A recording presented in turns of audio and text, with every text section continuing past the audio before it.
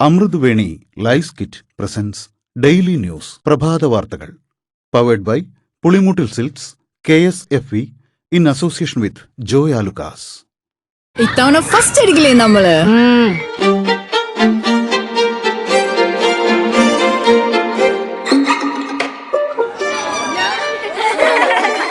കുട്ടികൾക്കൊക്കെ പെയിൻ ശല്യം ഉണ്ടാകും. അതുകൊണ്ട് ലൈസ് കിറ്റ് ഉപയോഗിച്ച് ക്ലാസ്സിൽ വരാൻ പ്രത്യേക ശ്രദ്ധിക്കണം. ലൈസ് കിറ്റ് ലൈസ് റിമൂവർ പെയിൻ ശല്യത്തിൽ നിന്നും ഉടനടി ആശ്വാസം. നമസ്കാരം, ഞാൻ ഡെയ്സി ബിജു. ഡെയിലി ന്യൂസിന്റെ പ്രഭാത വാർത്തകളിലേക്ക് സ്വാഗതം. ഇന്ന് മെയ് 21 വ്യാഴാഴ്ച. VD സതീശൻ മന്ത്രിസഭയിലെ മന്ത്രിമാരും വകുപ്പുകളും സംബന്ധിച്ച പട്ടിക ഗവർണർക്ക് കൈമാറി. മുഖ്യമന്ത്രിക്ക് 39 വകുപ്പുകളുണ്ട്. മന്ത്രിമാരും വകുപ്പുകളും: VD സതീശൻ ധനം, പൊതുഭരണം, നിയമം, തുറമുഖം; രമേശ് ചെന്നിത്തല ആഭ്യന്തരം, വിജിലൻസ്, കയർ; കെ മുരളീധരൻ ആരോഗ്യം, ദേവസ്വം; സണ്ണി ജോസഫ് വൈദ്യുതി, പരിസ്ഥിതി, പാർലമെന്ററി കാര്യം; AP അനിൽകുമാർ റവന്യൂ; ബിന്ദു കൃഷ്ണ വനിതാ ശിശുക്ഷേമം, തൊഴിൽ, ക്ഷീരവികസനം; M ലിജു എക്സൈസ് സഹകരണം; PC വിഷ്ണുനാഥ് ടൂറിസം, സാംസ്കാരികം, സിനിമ, KSFDC ചലച്ചിത്ര അക്കാദമി സാംസ്കാരിക പ്രവർത്തകരുടെ ക്ഷേമനിധി ബോർഡ്; റോജി M ജോൺ ഉന്നത വിദ്യാഭ്യാസം, T സിദ്ദിഖ് കൃഷി; KE തുളസി പട്ടിക വിഭാഗം പിന്നോക്കക്ഷേമം; OJ ജനീഷ് യുവജനക്ഷേമം, സ്പോർട്സ്, രജിസ്ട്രേഷൻ, മൃഗശാല, മ്യൂസിയം. ലീഗ് മന്ത്രിമാർ: PK കുഞ്ഞാലിക്കുട്ടി വ്യവസായം, IT, AI, കൈത്തറി; KM ഷാജി തദ്ദേശ സ്വയംഭരണം; VE അബ്ദുൽ ഗഫൂർ ഫിഷറീസ്, സാമൂഹ്യനീതി; PK ബഷീർ പൊതുമരാമത്ത്; N ഷംസുദ്ദീൻ വിദ്യാഭ്യാസം, ന്യൂനപക്ഷക്ഷേമം, ഹജ്ജ്. മറ്റു ഘടക കക്ഷികൾ: ഷിബു ബേബി ജോൺ വനം, നൈപുണ്യ വികസനം; മോൻസ് ജോസഫ് ജലവിഭവം, ശുചിത്വ ഭവന നിർമ്മാണം; അനൂപ് ജേക്കബ് ഭക്ഷ്യ സിവിൽ സപ്ലൈസ്; CP ജോൺ ഗതാഗതം. നിയമസഭാ സമ്മേളനത്തിന് ഇന്ന് തുടക്കം. MLA-മാരുടെ സത്യപ്രതിജ്ഞയാണ് ഇന്നത്തെ മുഖ്യ പരിപാടി. പ്രോടൈം സ്പീക്കർ G സുധാകരന് മുന്നിൽ MLA-മാർ സത്യപ്രതിജ്ഞ ചെയ്യും. നാളെ സ്പീക്കർ തെരഞ്ഞെടുപ്പ്. ആയുസ് കഴിഞ്ഞ കായംകുളം താപനിലയത്തിന്റെ കരാർ പുതുക്കാൻ KCB. വർഷം 100 കോടി രൂപ നൽകുന്നതെന്തിനെന്ന് വൈദ്യുതി റെഗുലേറ്ററി കമ്മീഷൻ. കരാർ പുതുക്കാൻ സർക്കാർ അംഗീകരിച്ച ധാരണാപത്രം അവ്യക്തമാണെന്നും നിരീക്ഷിച്ചു. NTPCയുടെ കായംകുളം താപനിലയത്തിൽ 7 വർഷമായി വൈദ്യുതി ഉൽപ്പാദിപ്പിക്കുന്നില്ല.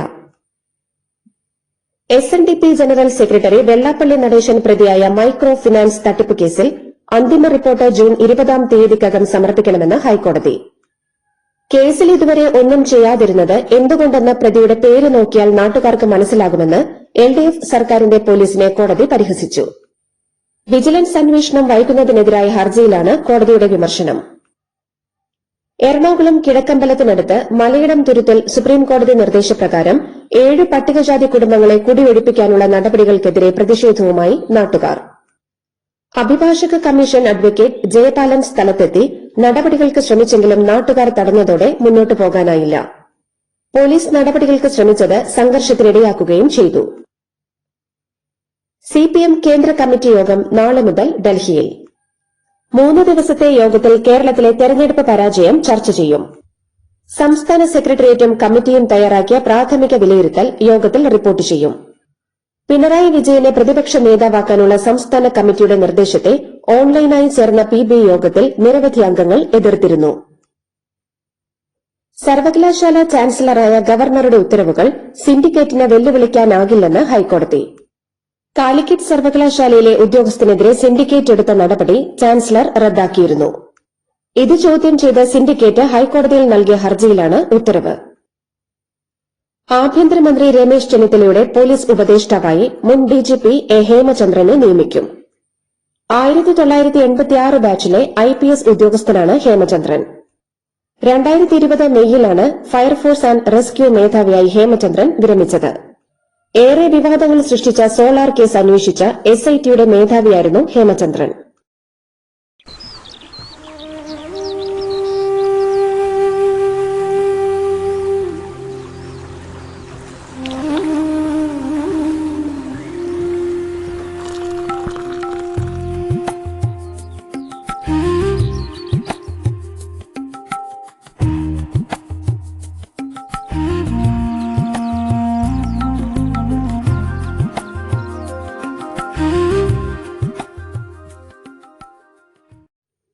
സത്യപ്രതിജ്ഞാ വേളയിൽ മുഖ്യമന്ത്രി വി ഡി സതീശൻ പിതാവിന്റെ പൂർണ്ണമായ പേര് പറഞ്ഞത് സ്വന്തം പിതാവിന്റെ പേരിൽ അഭിമാനിക്കുന്ന പുത്രന്റെ കടമയാണെന്ന് കവിയും ചലച്ചിത്ര സംവിധായകനുമായ ശ്രീകുമാരൻ തമ്പി.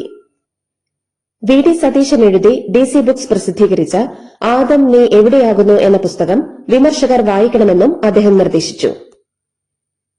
കുംഭമേള വൈറൽ താരത്തിന്റെ ഭർത്താവ് മുഹമ്മദ് ഫർമാന്റെ അറസ്റ്റ് തടഞ്ഞുകൊണ്ടുള്ള ഇടക്കാല ഉത്തരവ് കേരള ഹൈക്കോടതി നീട്ടി. ഫർമാന്റെ മുൻകൂർ ജാമ്യാപേക്ഷയെ മധ്യപ്രദേശ് സർക്കാർ കോടതിയിൽ എതിർത്തു. വെള്ളാപ്പള്ളി നടേശനെതിരെ നിയമ നടപടികൾ സ്വീകരിക്കാൻ യു പ്രതിഭ CPM ജില്ലാ കമ്മിറ്റിയുടെ അനുമതി തേടി. മകനെ മാധ്യമങ്ങളിലൂടെ അവഹേളിച്ചെന്നും ഇല്ലാത്ത കാര്യങ്ങൾ പറഞ്ഞ് അപമാനിച്ചെന്നും പ്രതിഭ ആരോപിച്ചു. എവിടെ മത്സരിച്ചാലും ജയിക്കുന്ന G സുധാകരൻ കുട്ടിച്ചാത്തനാണോ എന്ന് പ്രതിഭ പറഞ്ഞെന്നും റിപ്പോർട്ടുണ്ട്. പോലീസിനെ ബോംബെറിഞ്ഞ് വധിക്കാൻ ശ്രമിച്ച കേസിൽ 20 വർഷം തടവിന് ശിക്ഷിക്കപ്പെട്ട CPM നേതാവ് VK നിഷാദിന് വീണ്ടും പരോൾ. 6 മാസത്തിനിടെ ഇത് 3ാം തവണയാണ് നിഷാദ് കണ്ണൂർ സെൻട്രൽ ജയിലിൽ നിന്ന് പുറത്തിറങ്ങുന്നത്. ഭാര്യയുടെ അമ്മയുടെ ചികിത്സാർത്ഥം ഹൈക്കോടതിയാണ് 5 ദിവസത്തെ അടിയന്തര പരോൾ അനുവദിച്ചത്. പാചകവാതക ഉപഭോക്താക്കളെ ഒരു വിതരണ ഏജൻസിയിൽ നിന്ന് മറ്റൊന്നിലേക്ക് മാറ്റാൻ എണ്ണ കമ്പനികൾക്ക് അധികാരമുണ്ടെന്ന് ഹൈക്കോടതി വ്യക്തമാക്കി. ഉപഭോക്താക്കൾക്ക് തടസ്സമില്ലാതെ പാചകവാതക വിതരണം ഉറപ്പാക്കുക എന്നതാണ് പ്രധാന പരിഗണനയെന്നും കോടതി നിരീക്ഷിച്ചു. നിയമസഭാ സ്പീക്കർ AN ഷംസീർ പദവി ഒഴിഞ്ഞു. 44 മാസത്തെ വാസത്തിനുശേഷം ഔദ്യോഗിക വസതിയായ നീതിയിൽ നിന്നും മടങ്ങി. രാഷ്ട്രീയ ഗുരുവായ കോടിയേരി ബാലകൃഷ്ണന്റെ ചിത്രങ്ങളുമായാണ് അദ്ദേഹം ഔദ്യോഗിക വസതിയിൽ നിന്ന് തലശ്ശേരിയിലേക്ക് യാത്രയായത്. HRTS സ്ഥാപന സെക്രട്ടറി അജയ് കൃഷ്ണനെതിരായ പോക്സോ കേസിൽ ഡൽഹി സാകേത് കോടതി മുൻകൂർ ജാമ്യം അനുവദിച്ചു. 11 വയസ്സുള്ള മകളെ അജയ് കൃഷ്ണൻ ലൈംഗിക അതിക്രമത്തിനിരയാക്കിയെന്ന് HRTSലെ ജീവനക്കാരനാണ് പരാതി നൽകിയത്. മാധ്യമപ്രവർത്തകൻ KM ബഷീറിനെ വാഹനമിടിച്ച് കൊലപ്പെടുത്തിയ കേസിൽ IAS ഉദ്യോഗസ്ഥൻ ശ്രീറാം വെങ്കിട്ടരാമനെതിരായ വിചാരണ ഓഗസ്റ്റ് 1 തുടങ്ങും. തിരുവനന്തപുരം 1ാം അഡീഷണൽ സെഷൻസ് കോടതിയിലാണ് വിചാരണ. 2ാം പ്രതിയായിരുന്ന വഫ ഫിറോസിനെ കോടതി കുറ്റപത്രത്തിൽ നിന്ന് ഒഴിവാക്കിയിരുന്നു. കൊച്ചിയിലെ മോഡലിംഗ് കെണിയുടെ മുഖ്യ ആസൂത്രക സിന്ധുവിനെ കൊച്ചിയിലെത്തിച്ചു. മുംബൈയിൽ പിടിയിലായ ഇവരെ വിശദമായി ചോദ്യം ചെയ്യും. മോഡലിംഗിന്റെ മറവിൽ മനുഷ്യക്കടത്തും സെക്സ് റാക്കറ്റും നടന്നുവെന്ന് Kochi city police commissioner Kaliraj Mahesh Kumar പറഞ്ഞു. ദേശീയപാത 66-ൽ വീണ്ടും വിള്ളൽ. കാവനാട് ആൽത്തറമൂട് മേൽപ്പാലത്തിന്റെ അപ്രോച്ച് റോഡിൽ ചെപ്പള്ളിമുക്ക് ഭാഗത്താണ് 100 മീറ്ററോളം ദൂരത്തിൽ വിള്ളൽ പ്രത്യക്ഷപ്പെട്ടത്. എറണാകുളം ജില്ലയിലെ വിവിധ റോഡുകളിലായി സ്ഥാപിച്ച 64 ക്യാമറകളിൽ മാത്രം കഴിഞ്ഞ 6 മാസത്തിനിടെ 60ഓളം VIP വാഹനങ്ങൾ നിയമലംഘനം നടത്തിയതായി കണ്ടെത്തി.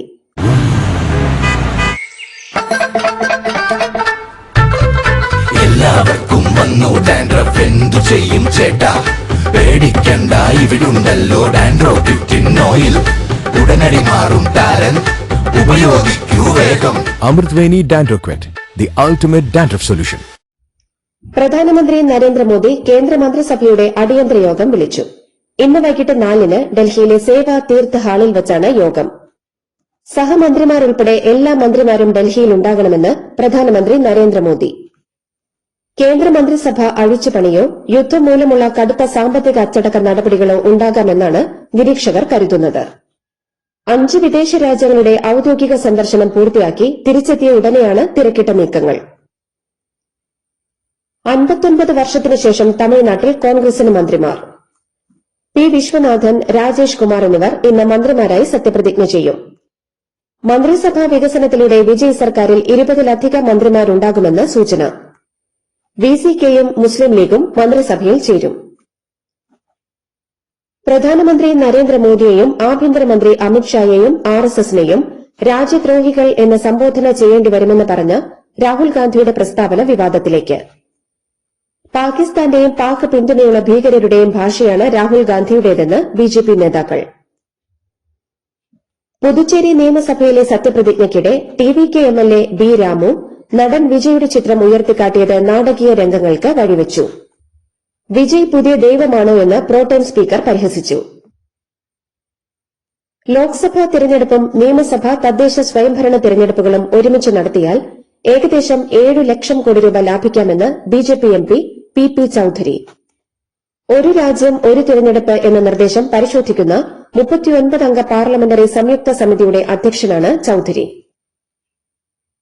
ഇന്ത്യയും യുകെയും തമ്മിലുള്ള സ്വതന്ത്ര വ്യാപാര കരാർ എത്രയും വേഗം യാഥാർത്ഥ്യമാക്കണമെന്ന് യുകെയിലെ സ്കോച്ച് വിസ്കി അസോസിയേഷൻ. കരാർ പ്രാബല്യത്തിൽ വരുന്നതോടെ ഇന്ത്യയിലേക്ക് വൻതോതിൽ വിസ്കി കയറ്റുമതി ചെയ്യാനാകുമെന്നാണ് ഇവരുടെ പ്രതീക്ഷ.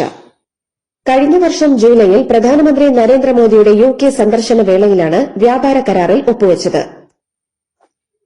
30 വർഷം മുൻപ് 2 യുഎസ് വിമാനങ്ങൾ വെടിവച്ചിട്ട സംഭവത്തിൽ മുൻ ക്യൂബൻ പ്രസിഡന്റ് റൌൾ കാസ്ട്രോയെ ശിക്ഷിക്കാനുറച്ച് അമേരിക്ക.